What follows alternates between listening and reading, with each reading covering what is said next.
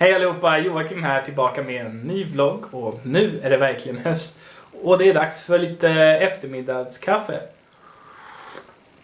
Idag tänkte jag prata om att förra veckan så gick det ett rykte och det stod i tidningarna att EU ville förbjuda benämningen glögg på glögg som var spetsad med alkohol som inte kom från vindruvor.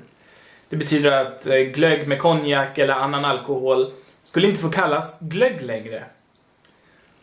Och det tyckte jag var lite märkligt, för glögg är ju inte, det är inte en reglerad term och det är ju tradition att glögg får vara spetsad med annan alkohol. För mig är ju glögg, egentligen är ju glögg som är till exempel starkare än 15% ungefär, det är glögg för mig. Och därför tyckte jag att det var ganska märkligt att EU helt plötsligt skulle säga nej, det här får inte kallas glögg. Fast det är inte liksom en term som är... Det är svårt att förklara, men för mig är det inte en term som är officiell på något vis, utan det är helt enkelt den här drycken, glögg, den kan vara spetsad eller inte spetsad. Det spelar liksom ingen roll. Och nu kommer det fram att det inte alls var så, utan de ville bara reglera att vинglögg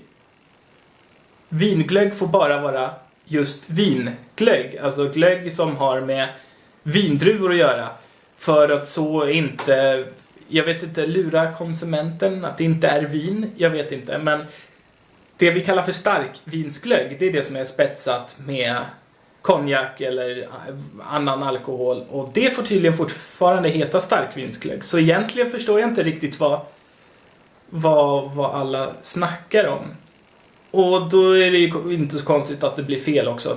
Givetvis är det någon journalist som inte har gjort sin research ordentligt och så, ja, går hela Sverige bärsärk. Men ja, så tydligen är det inte så att glögg inte får heta glögg, och det var ju en lättnad tycker jag, för att det språkmässigt tycker jag det är konstigt när man bara tar en term som har betytt någonting i flera hundra år och plötsligt säger nej, men så får det inte vara. Ja. Men nu var det inte så.